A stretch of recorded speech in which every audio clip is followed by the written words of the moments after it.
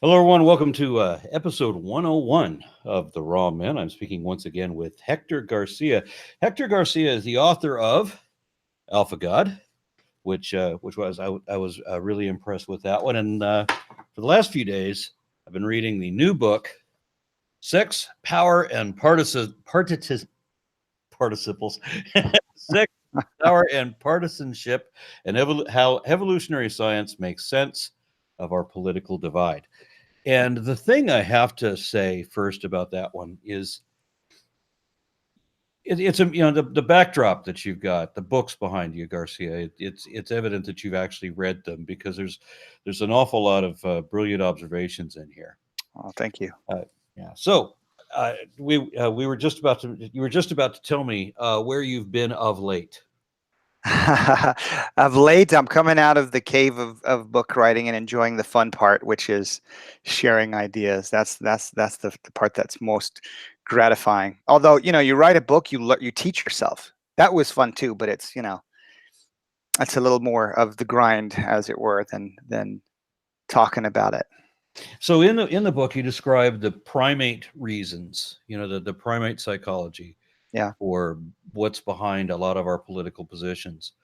And mostly what you've concerned yourself with in this book was what makes someone leftist, what makes someone right wing or conservative versus liberal. And early on, you give a description of people who have the conservative mindset will tend toward this, and you gave an exact description of the most right wing person I have in my family. I mean, we have this rift where my family will not even talk to me anymore. Just the last people that would still talk to me in my family have now abandoned me because, or they won't answer the phone because they worship Trump. Yeah. Yeah. And there will be no discussion of Trump. That's the hard thing. I was criticized by that part of my family that I'm the one that you can't have a two-way conversation with. Well, not if you're wrong, I guess. If that's the point, you can have a two-way conversation with me, but with the person that I'm talking about, there's no way to quit two-way conversation. There is, you do not talk to me about my faith and my president, Yeah. and then that's it. There's literally no discussion. So using the criticism that I'm the one that won't talk, it was bothersome.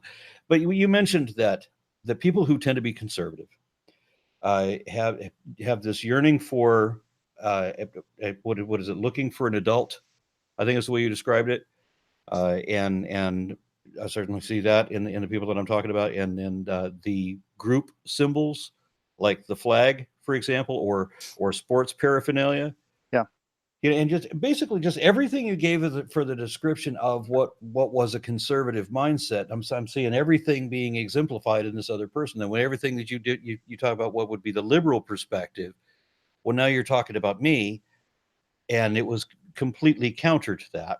Yeah, yeah. Very different stuff. A lot of people say that. They say that they're seeing their family members in this book and themselves because it's, and I like the directionality that you described right now, because a lot of these psychological traits that underpin our orientation were around for hundreds of thousands, if not millions of years in the making before we even had anything such as political parties or political ideology. And one thing about our evolutionary past that I think is important to understand our religions and our politics is that life as a hunter-gatherer was very precarious. It's very dangerous. There was a lot of dangers out there. Germs, that's one thing I unpackaged, but more so dangers from the outside tribe. Everything seems to point to that kind of violence was incredibly high when we were hunter-gatherers, where we spent most of our human evolution. So that shaped our psychology. That was a selective pressure that shaped our psychology. And, no surprise, conservatives tend to be far more tribalistic. They tend to be far more male-oriented. They tend to be far more hierarchical. And all of that served a purpose. It helps us to survive outside tribes who were poised in the shadows, waiting to ambush us, for so much of our history. So a lot of the patriotism you're talking about, the flag, the ceding authority up the chain of command, I mean, that has a militaristic function. And that's some of the things that you're saying in your relatives, I think. There was a couple of things that caused me to be a little bit confused in the book. One of them was that you said that the conservative has a more brain mass in the amygdala, which is the fear center, which is why they're fear based and so much more sensitive to danger signals or whatever. But so much more tentative, I guess. And I forget the region of the brain that was enlarged in the liberal. But the reason that this is confusing is because in different kinds of political situations or in times of trauma, for whatever reason, people will slightly change how right wing they are. Like when you mentioned in at post 9/11 that there was a lot people had done a shift to be more right wing as a response to that.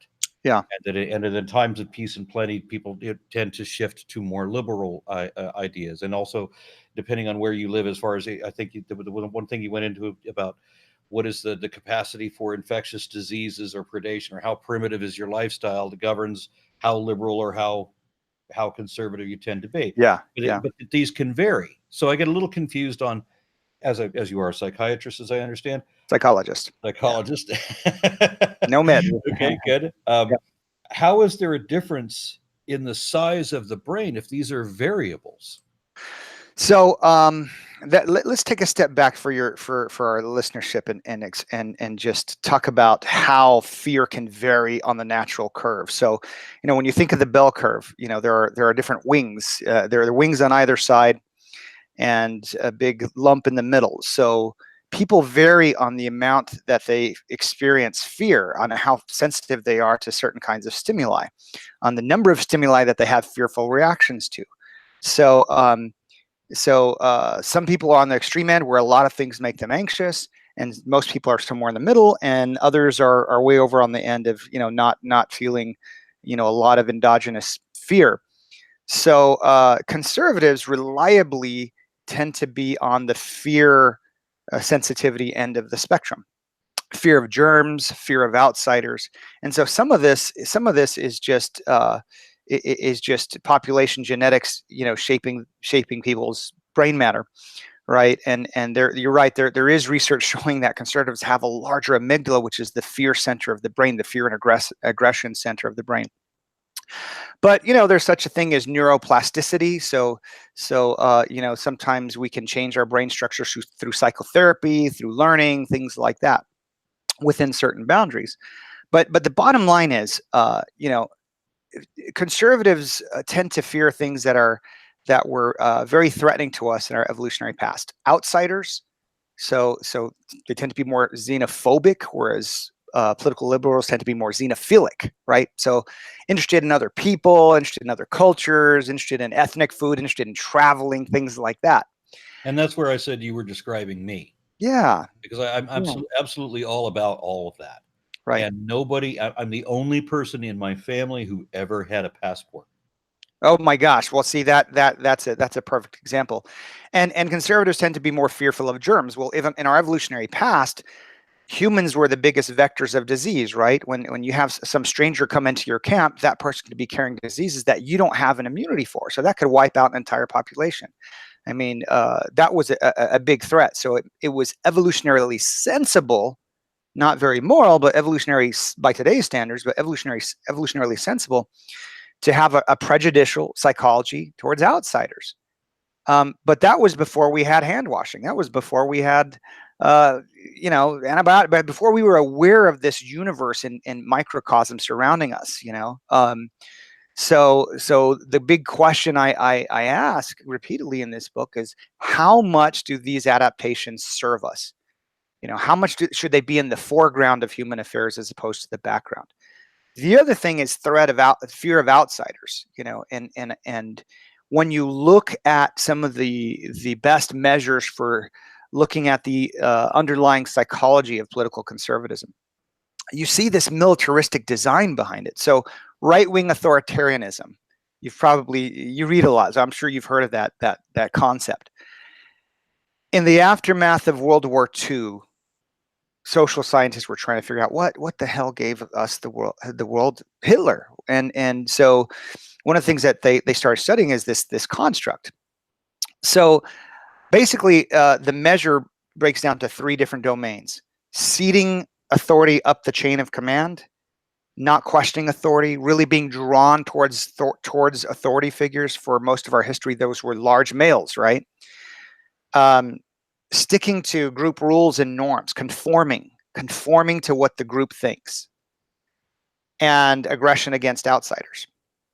Well, when you look at that, when you look at these 3 factors, they fit onto the social structure of the military.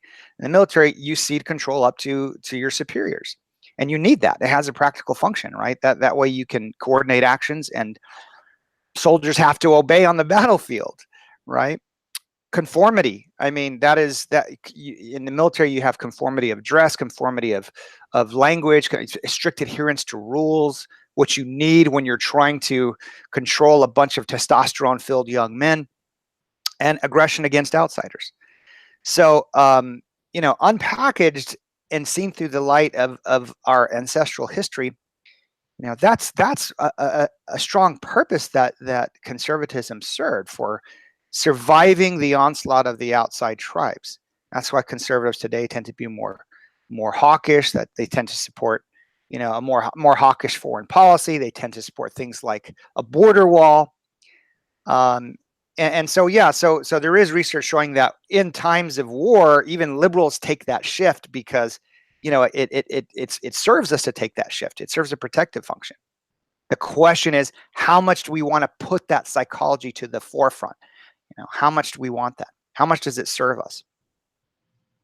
Yes, I saw myself in a number of comments that you made there. Like when you talk about how single men have much higher testosterone than men that are married and have children. Yeah. And you do a nice comparison of what happens on high testosterone levels. And I remember myself as a young man, and I'm reading the descriptions that you talk about, the effects of high testosterone, and I'm sure I was immune to absolutely everything, and it explained why Yeah. I was such an extraordinary dick as a young man. Mm-hmm. I am Uh-huh. not. I haven't been in a long time. I'm not proud of the absolute asshole that I was. I hear you. I hear you. But No, it's you're reading the interesting. thing about the high testosterone. I mean, Huh. that was absolutely it. I had no concept of. I mean, I thought I was empathic, but I mean, at the same time, I would say rude and curt things that I don't even know how the damage that I'm doing to other people. Right. It's just all about me, baby. Right. Was pretty much my attitude. But yeah. Well, that's the thing about evolutionary science, is it does explain the why, and the ultimate purpose for a tendency, a preference, a like, a dislike. Why some people are view their president as a deity with unquestioning loyalty, and other are repelled by that very same person.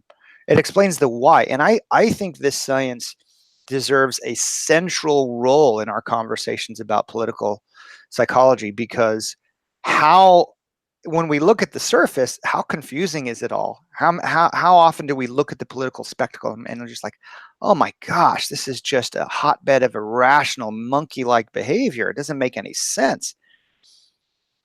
That's because you're looking on the surface. One of the things that I want to mention is that for anybody that might, I doubt very much that any conservative is ever going to watch anything I post, but should that happen, one of the problems that I note quite often is that nobody seems to have a grasp of what the political spectrum is. There is the right, and then anything outside, where there's the right way to do things, and then there's the anything outside of that which is wrong. Right. What I'm imagining their perspective is. So, you have democracy and capitalism, and they don't even have an accurate understanding of what either of those things are. But then anything outside of that is the socialism, which is evil, which is the same thing as communism, because what the hell is the difference? You mentioned bell curves earlier, and any conservative that happens to be watching at the moment, I'd like them to understand the fucking bell curve, where you placed it between the authoritarian right and the totalitarian left.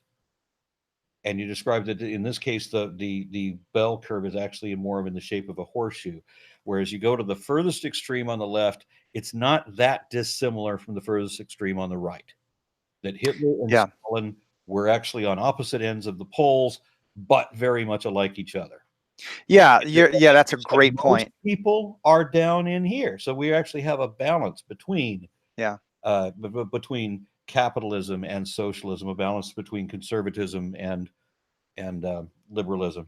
Yeah, the Canadian psychologist who refined the RWA scale, the right-wing authoritarianism scale, Robert Altemeyer, he tried to find a true left-wing authoritarian, but the research just didn't find that, and one thing that he pointed out was like, okay, so in the heat of the enmity between the US and the former USSR, those in the USSR, even though they were a communist regime, how far politically liberal, at least in terms of politics and ideology, can you get than that?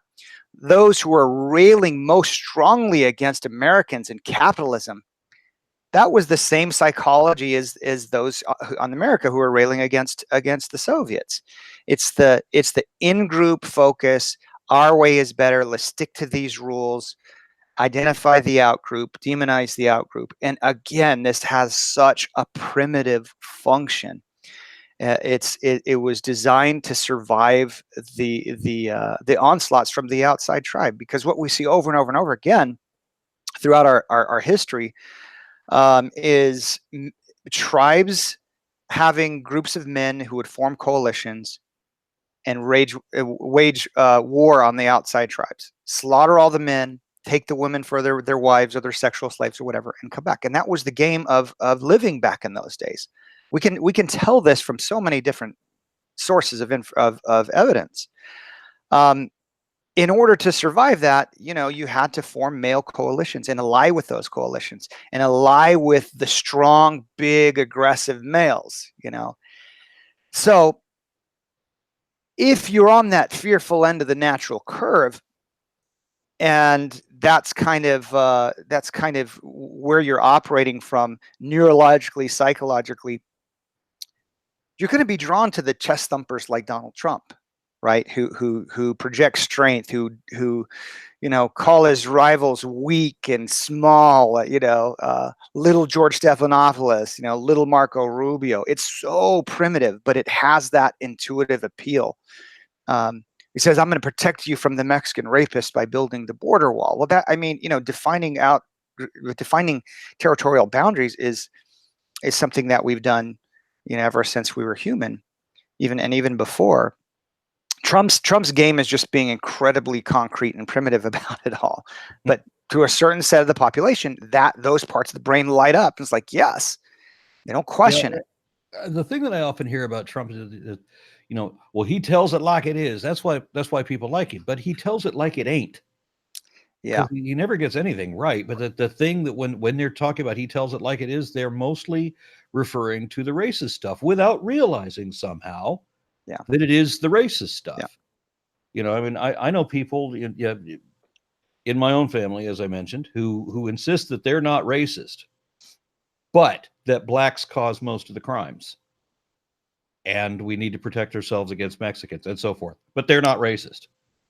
Yeah, and it's usually not an evidential issue because we can look at stats and disprove a lot of these ideas. It's an emotional one. Conservatives tend to fear outsiders more, whatever those outsiders are.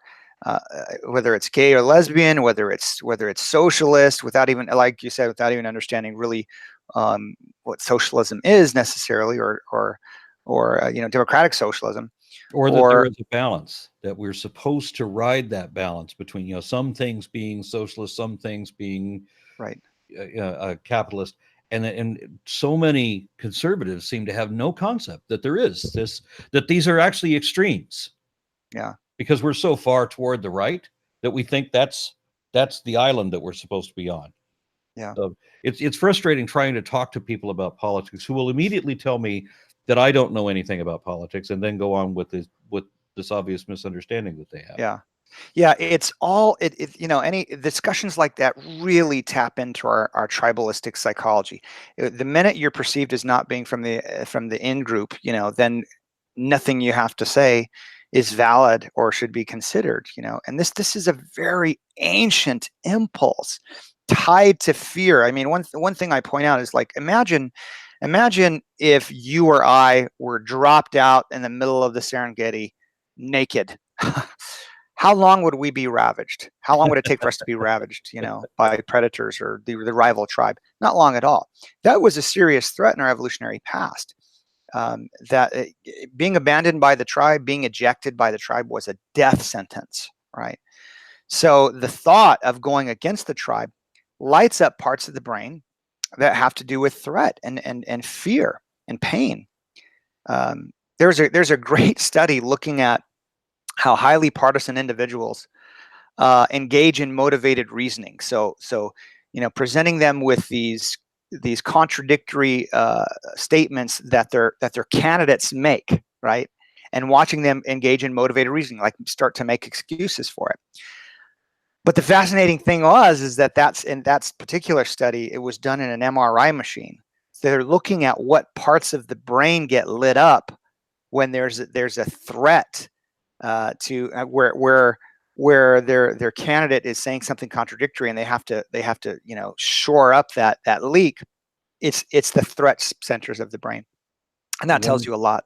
Yeah, one person in my family boldly told me that say what I will about Sean Hannity, but maybe so you want to call Sean Hannity a liar? He's not a liar, but I proved that Sean Hannity has lied about something. And then she says, "Well, Trump never lied." So now I've got to pull the guy who had by that time already lied 4,000 times as a matter of public record while president. Right. So now I have to go show the videos of him admitting to lying, where he brags that he lied to the prime minister. I'm showing this to somebody who says Trump never lied. And it's like you say, you see the eyes darting around trying to come up with the justification for how she can say that he didn't lie, even though she knows that he lied. Well, he only lied because, as if that's supposed to justify something. Yeah, motivated reasoning is such it's such an Can you important explain what thing. that is? It's on my notes to ask you to explain motivated reasoning. Yeah, motivated reasoning is when you ignore information or deflect it in order to arrive at an emotionally preferred conclusion about something. So oftentimes that's to avoid the experience of fear or threat. So contradictory information about your candidate, and in our past we sought the protection of big, powerful males, right? So contradictory, negative information about your president, negative information about your God. When I've pointed out the killings attributed to Yahweh in the Bible, you see to believers, you see that the wheels just turning of motivated reasoning. It's like you know that their brains hearing it, and they're trying to pull up these defenses because it's so threatening. It's so threatening to think that your protector is in fact a murderer. So it infuses a lot of our politics and religions. It's what makes people explain away the pedophilia that's rampant through the Catholic Church, for example. Yeah. I was interviewed recently by a Catholic who said that he started out as an atheist and then recently converted to Catholicism. And I had to ask him, well, normally I would just ask all the questions about what convinced you that there was a God, but now let's go several steps further. What made you decide that it was a Christian God? And if you're going to choose a Christian God, why would you choose the worst of all denominations? And he actually said that just because that even if every priest was a pedophile, that wouldn't mean that the Catholic Church was endorsing pedophilia. These are just bad apples, as he put it. Right, a barrel full of bad apples. And I'm saying, well, it's not the individuals that are doing this; it's the system, the systematic abuse that is actually being empowered by the church. Yeah. So it's not just that there are bad people in the church; it's the church is bad and has this systematic thing to enable this abuse. And he said, well, why don't you just criticize, public schools for having having pedophiles. And I don't doubt that public schools have pedophiles in them too, but they don't have a system that enables and protects and moves them and Sure. keeps them from being prosecuted. That's the problem.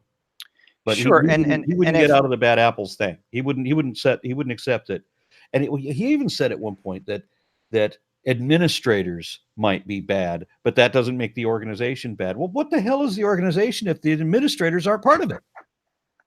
You know, I mean, the yeah, administrators govern what the organization is, right? sure, sure. And the doctrines of submission just keep that going in perpetuity.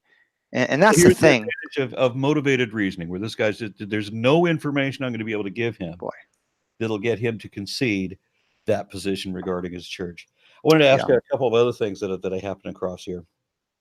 You mentioned, I just want to get you to comment on it, just notes that I made as I was going through.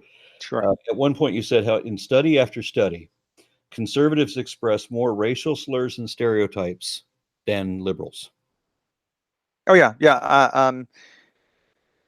I'm not. I don't remember the racial slurs part, but I do know that you can measure xenophobia and across the world. It's not just in America, across the world. So again, I think it's probably more appropriate to say those who tend to be more xenophobic also tend to be conservative. They're drawn towards those systems of governance because of how they're structured and how they view outsiders. So that is a very, very clear and robust finding in the research literature. Well, on you said you didn't remember slurs. This was not an exact quote. This is just Okay, a note that I made to myself. So likely you didn't say that. So I couldn't remember I couldn't go back and find it. it's probably accurate, but I don't. Yeah, because I'm reading a paperback. So for whatever reason, the Control F feature doesn't work here. Right. That's You unfortunate. also mentioned something that I had never heard, and I'm surprised that I'd never heard this. Yeah, you mentioned how Nixon permitted an acceptable exception for abortions, and you put in quotations a part of a sentence, like when you have a black and a white. Yeah. Yeah, it's all about competition with the outgroup, So the quiverful movement. You're familiar with the quiverful movement? This idea based on a Bible passage saying that the more sons you have, they're like arrows in a quiver Yeah, for war, and there's a movement in the U.S. It's just small, but it's growing. It's growing because they don't believe in contraception. So you have these families that have ridiculous number of children, and the idea is to swarm the opposition with numbers. So a lot of the conservative opposition to birth control is not only about controlling women's reproductivity, um, but to avoid cuckoldry, like we talked about with Alpha God. There's a lot of sentiment expressed on the right that contraception will take away the negative consequences of extramarital sex, such as STDs or unwanted pregnancy. So it's about it's based on male reproductive psychology, but it's also about growing in numbers, which has a militaristic purpose, right? yeah. Another thing, if I can just keep interjecting little moments of my past, and I don't mean to occupy the interview this way, but it just reminds Not at me all. when I was 12, I became aware of environmental issues, like what the industries were doing to the environment at that time. Right. And I've seen people, like just in the last day or so, people that argue that this is all natural. This is just part of a natural cycle, that the temperature goes up, and it's not that we're doing it. Well, it isn't a natural cycle that the oceans get filled up with plastic, for example. It isn't a natural cycle that all of the oceans are overfished so that we can't replenish them. That's not natural cycle. So there's lots of things going on beyond just the increased temperature of the planet. There's lots of things to be considered. And so I realized that the population was the biggest part of the problem, especially like with food production, because when you have 8 billion people on the planet, you've got to be very efficient with your food production. So when there was only 3 billion at the time, or maybe barely 4, I remember thinking and suggesting to one of my family members, well, maybe they should just, every family should just have one kid. And my family turned on me like I was Joseph Goebbels or something because I had suggested that eugenics Right. in effect. And I didn't think I'm suggesting anything evil. I thought that was conservative. In that We're, sense, right? we don't have Sure. too many people for the planet to sustain. That seemed to Yeah. me to make sense. But Right. they didn't look at it that way. You have to have as many kids as you possibly can, even if you can't feed them. Right. Right. And that is a very male oriented. That's a central aspect of male oriented reproductive psychology. A shotgun blast to evolution. Put out as many kids as you can, and on average, some of them are going to survive, and maybe populate your armies along with it. You Yeah, know. one more thing since you mentioned male again, there was a sentence that you mentioned that genomic studies show a disproportionate contribution of European male genes across the Latin American genome. Oh yeah. Oh yeah. Sure. So it was all about rape and conquest, and the Catholic Church was at the spearhead, and all of its doctrines of submission, which were meted out to the indigenous peoples, and that population continues to grow because contraception is frowned upon in the Catholic Church, and that's just a travesty on humanity. You have how many millions of people are born into poverty in Latin America because they're taught that you're not supposed to use contraception. Yeah, yeah, and then the former Pope, who I like to refer to as Darth Benedict. Oh my gosh. Yeah, Scary looking dude, right? You look at picture of this guy, he looks evil. yeah, he was the one that Wow. actually said that condoms cause AIDS or spread AIDS. Oh my gosh. So, Yeah, the crimes of the Catholic Church just are they're just we could talk about that all day long. Just a very corrupt institution from well, I their don't know inception. if you had if you had another direction to go with this.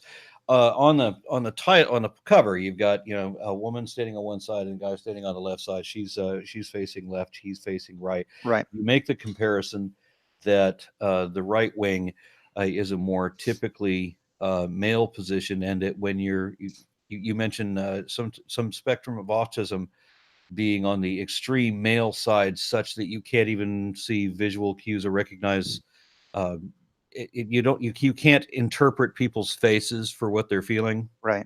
This is something the problem that I had. I remember back in the day, and then the woman facing left, you say it's more traditionally that a liberal position is that you're trying to take care of and trying to sustain. So that would be the liberal perspective, more traditionally, typically feminine. Although obviously we have strong men going that way and women going this way as well. Yeah. Yeah. So in many ways, the pressure to rear human offspring into adulthood was shaped our political psychology as well. And that is a monumentous task. We spend so much time in utter dependency compared to other species.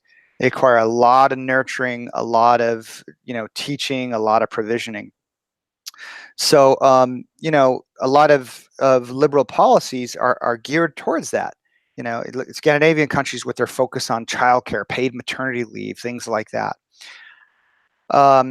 So I think we see that among the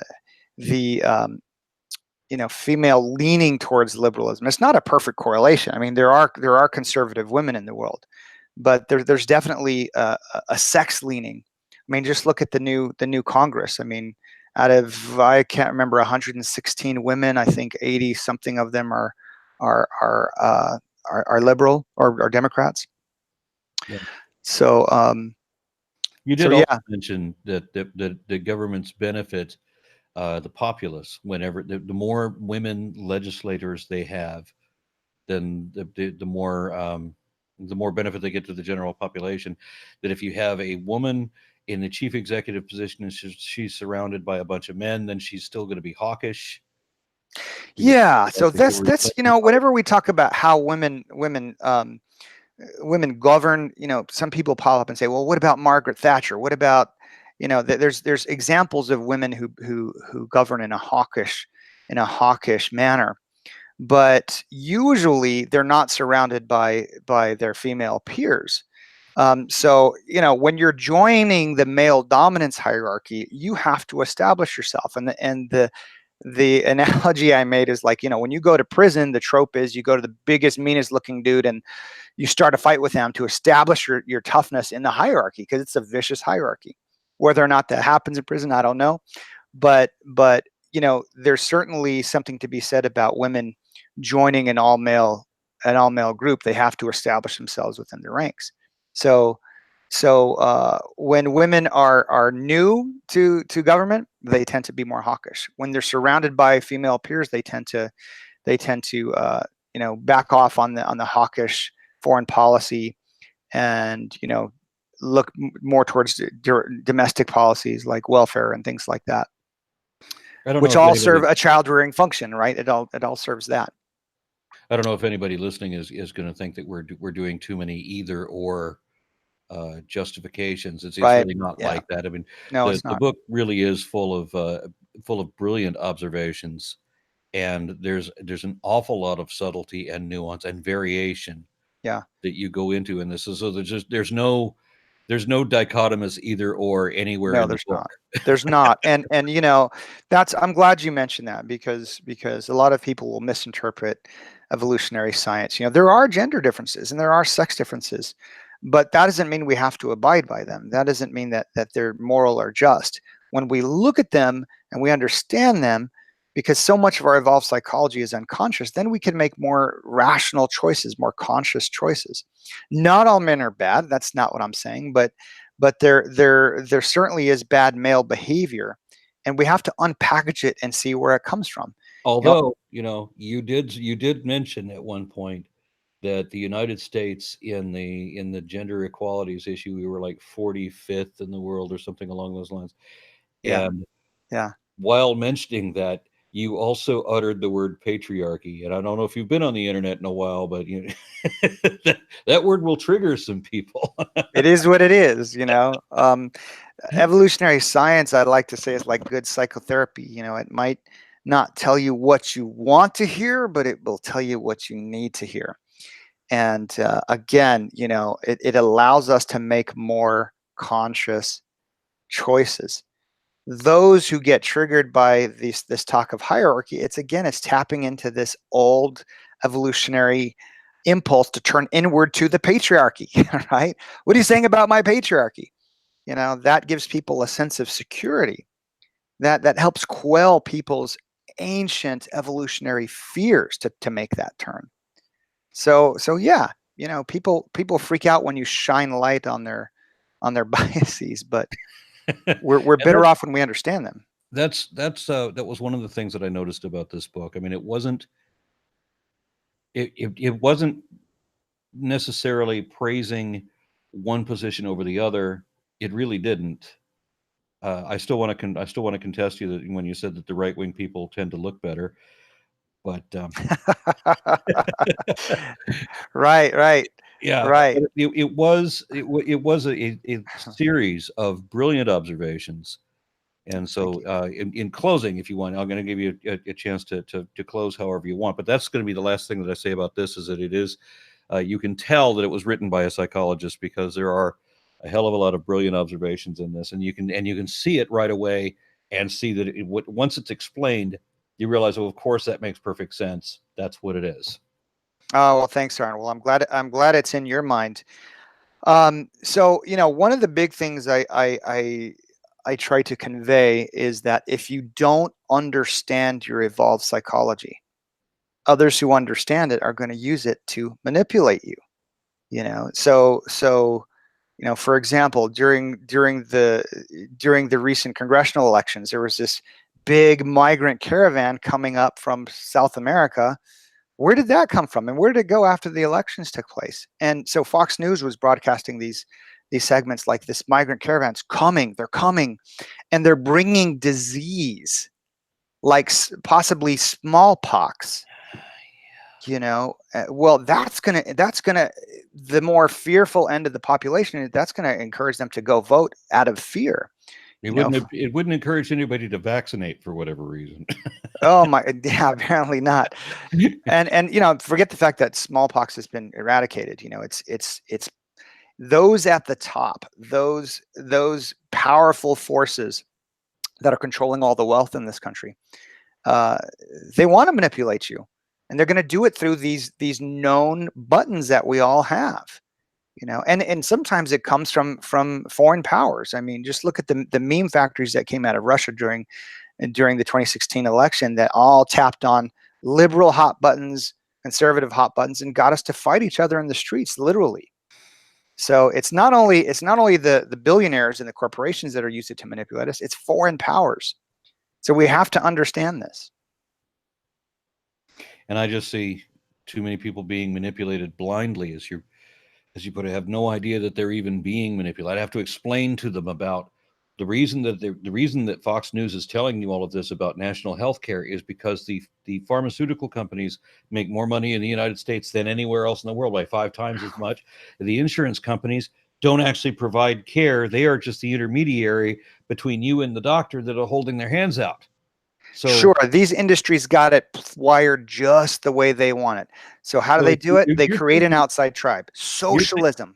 You're thinking that you're protecting the free enterprise of the doctors, and you're thinking that in a more socialist system, or if we have nationalized healthcare, that means we don't have the free enterprise of the medical staff. But no, that means we've just got rid of the unnecessary element of the insurance company that only raised the price and was never necessary to begin with. But people don't get that. It's an astounding ruse at a huge level. I mean, billionaires with stock in the petroleum industry, they want global warming to be a tribalistic badge, and we have proof of this in writing, that this is a ruse, and it's intentionally spread among the populace, the voting populace, the electorate, to keep them drenched in oil money. That's the way it goes. So be aware of your tribalistic badges. Try to see beyond them. We're moving towards a globalistic community of nations, whether we want to or not. And what is the fear? You mentioned that the conservative position is a fear-based thing. I mean, what is the fear of a globalized community? I mean, and what is the issue? I mean, they always want to talk about, the liberals want open borders. Yeah, I wanted a free country. Part of a free country was that we're not like Russia, we're not like East Germany, where we have to put up a wall. Yeah. That ends up, where we can actually traverse the borders at will. This was part of our freedom, and we lose that out of fear. We keep giving up our freedoms out of fear so much that whenever I hear the national anthem, the land of the free and the home of the brave, it's a joke. That doesn't even apply anymore.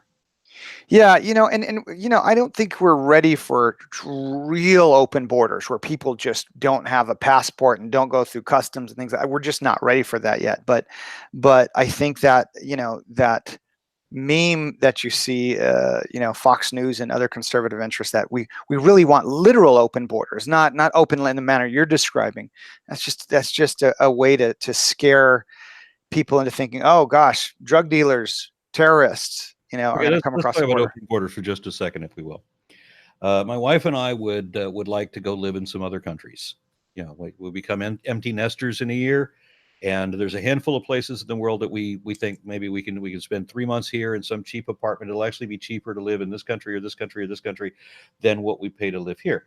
So we'll experience that for a little bit. There are some countries we can't live in very long because they have national health care, and at our age they think that we're just trying to take care of their superior system over what the United States imagines that they have. So there's a restriction on the open border thing. We can't just go live in whatever country we want, especially like the really good progressive ones, because then we're somehow taking advantage of their system. But we do have the freedom to, as we did a couple months back, we went to Mexico for dental tourism. The dentist in America wants to charge you $8,000. The dentist in Mexico charges you $2,000. That's pretty substantial. That covers the cost of the plane ticket and the hotel. Yeah. Yeah. So. Yeah. No, it's astounding. It's astounding that so many industries have an absolute advantage over the consumer, over the healthcare consumer, for example. And all this has a male odor about it. So briefly, there's these studies looking at men in the research lab who are administered testosterone show more conservative values. They share less in laboratory games. They give less to these hypothetical nonprofits. I And was a callous. Uh, I was quite apathetic as a young man. well, young men have an incentive to, like, they're trying to break into the mating game. They're trying to break into the system, into a system of established males that have monopoly on things. So it kind of benefits young men to to take risks and to be more aggressive. And what you were talking about, it's a very highly studied phenomenon. It's called the young male and aggression syndrome. So among men, their sexual peak is also their peak aggressive years, and the highest risk taking. It's like a near perfect correlation. It's really astounding. Yeah, I So, won't waste any time with the risk taking. Although I've got some story. Next time we're alone, having dinner or something in person, then I'll regale you a little bit on that. yeah, we probably All right. both have those stories. Yeah. So on this one, I don't think there's any further we can go. Hector Garcia, I want to thank you again. It was a brilliant read, as I said. So one more time on the title: Sex, Power, and Partisanship: How Evolutionary Science makes sense of our political divide. And it honestly lived up to the title. One more thing I want to say about my prior book, Alpha God, is that recently, for those who aren't like readers, particularly Seth Andrews recently did the audio book for that, and he just does a fantastic job. So I just want to mention that. Get the word out. The voice of Seth Andrews. It's pretty buttery. All right. Well, I'll go ahead and close it out. Yeah, good talking to you, Aaron. You too. Thanks for having me.